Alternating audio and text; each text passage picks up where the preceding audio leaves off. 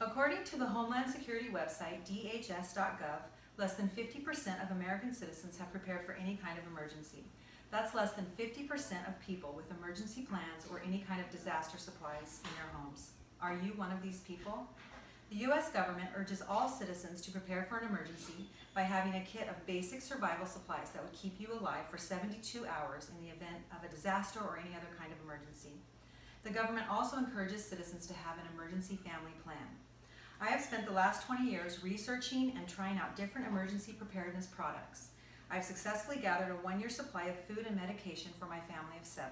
I also have assembled emergency kits for each of our cars, as well as a 72-hour kit for each member of my family. A 72-hour kit is easy to assemble and can give you peace of mind in the event of a disaster or other emergency.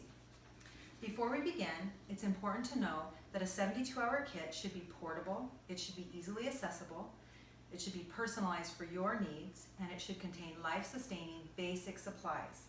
It's easy to get too complicated, and for this kit, you must remember to keep it simple. First, you must choose a container for your kit. I recommend a backpack because it's easy to carry in the event you have to evacuate. Next, you'll need to gather your emergency supplies. These supplies fall roughly into 6 categories. I'll talk about them in order of importance. So first is food and water. The food and water that we store in our kits is backpacking dehydrated food and MREs, government MREs. These foods have high calories and are easy and store for long term.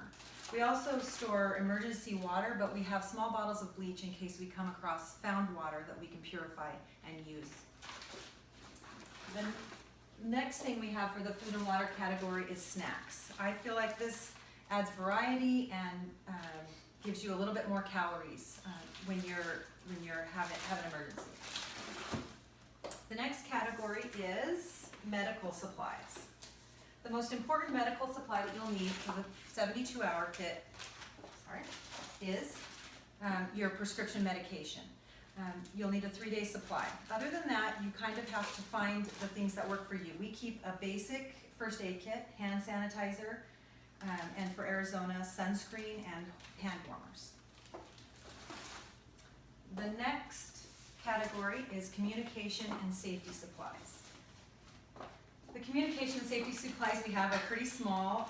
We keep a knife, a whistle to alert each other of where we are, batteries, and a charger to charge our phones. Even though you may be away from home, you don't know where you could plug in, and our phones are a very good source of emergency alerts and ways to contact each other. The next category is shelter supplies. For our shelter supplies, we keep rope, an emergency blanket, and duct tape. The emergency blanket can be used to keep you warm, or it can be used to provide a shelter from the sun or from the elements. And the duct tape can be used in case you are in a shelter in place. You can seal off windows and doors. The next category is clothing supplies. We keep very few clothing supplies in our kits. We have long sleeve polyester shirt, tube socks, gloves, and a poncho. The tube socks we use they're really versatile. You can use them for your legs, your arms, and they can provide protection from the sun or warmth, and they really are one size fits all. And the last category we'll talk about is personal supplies. These supplies are things like contact lenses, glasses, things that you don't need to survive but might make it a little more comfortable in the event you have to leave your home. We keep toothbrush, soap, gum, different things like that in our kits. So there are many government websites that can help you to create a kit for yourself.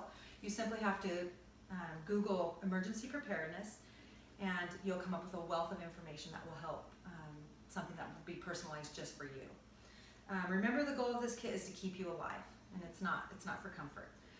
The assembly is actually quite simple. As you can see, I put our things all in plastic bags and I label them. I feel like that's a way that all of my children, we can all know exactly what we have and what's what. Another good idea is to keep your clothes in a plastic bag. That way, if it's raining or something like that, you'll at least have some dry clothes. 2 things to remember are to keep your emergency plan protected and easily accessible, and be sure to keep your light source available. It's also important to keep your kit in a spot that's easy to grab in case you literally have to run out the door, and you need to check the contents of your kit. You can see that a 72-hour kit is easy to assemble and can bring you peace of mind in the event of an emergency. There are roughly 6 categories of supplies you need, and a 72-hour kit should be personalized to fit your needs and should be checked and updated at least 2 times per year. Being prepared is your responsibility, and a 72-hour emergency kit could save your life.